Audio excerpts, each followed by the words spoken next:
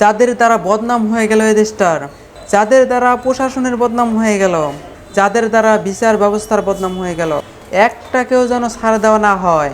কারণ জালেমকে ছাড় দেওয়া মানে মুসলিমের উপর জুলুম করা। আমার মনে হয় যাদের কারণে এই দেশে সবচেয়ে বড় বড় জুলুমগুলো সংঘটিত হয়েছে, তাদের নামের তালিকায় নাম লিখে এলাকায় এলাকায় চার টাঙিয়ে দেওয়া দরকার। চার দোকান থেকে শুরু করে সব জায়গায় ওদের নামের তালিকা প্রকাশ করা দরকার, আর তাদের নামের তালিকা টাঙিয়ে দেন।